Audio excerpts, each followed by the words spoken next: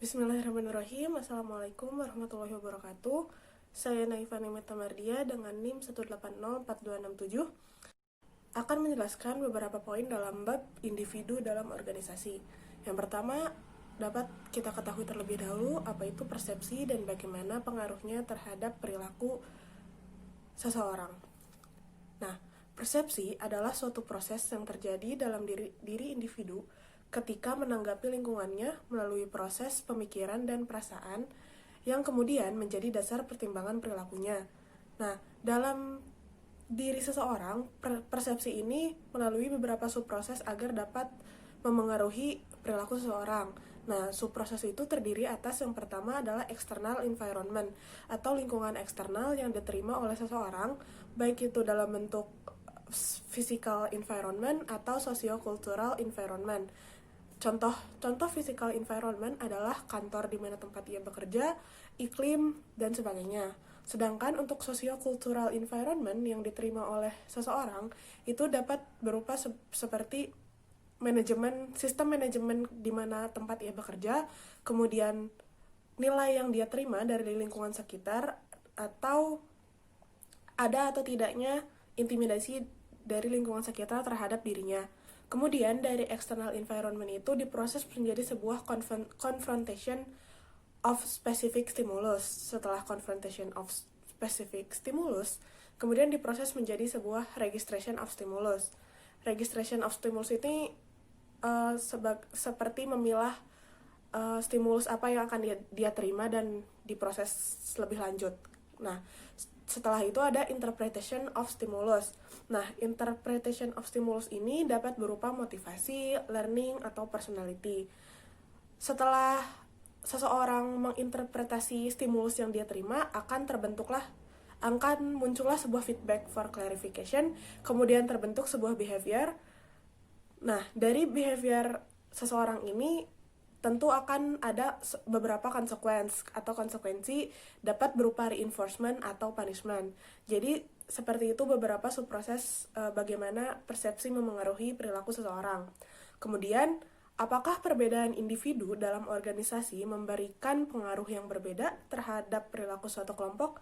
Tentu saja, perbedaan individu dalam organisasi akan memberikan pengaruh yang berbeda terhadap perilaku suatu kelompok, sebab setiap individu memiliki perilaku yang berbeda-beda sehingga akan memengaruhi terhadap kinerja dalam organisasi tersebut. Adanya perbedaan individu dalam organisasi ini harus diatasi dengan sikap seorang pemimpin atau manajer agar organisasi tersebut dapat tetap mencapai tujuan bersama meskipun terdapat perbedaan individu di dalamnya. Nah, selanjutnya ada beberapa pendekatan dalam mempelajari perilaku individu. Terdapat 3 pendekatan. Yang pertama adalah pendekatan kognitif, kedua pendekatan reinforcement atau penguatan, yang ketiga adalah pendekatan psikoanalitis. Nah, untuk pendekatan yang pertama yaitu pendekatan kognitif. Pendekatan kognitif menekankan pemahaman terhadap perilaku seseorang pada sifat mental internal, yaitu berpikir dan menimbang.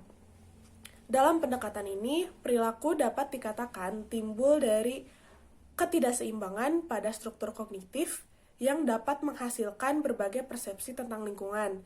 Dalam pendekatan ini, pengetahuan dan pengalaman individu merupakan proses mental yang disempurnakan dengan struktur kognitif yang ada. Lalu pendekatan yang kedua adalah pendekatan reinforcement atau pendekatan penguatan.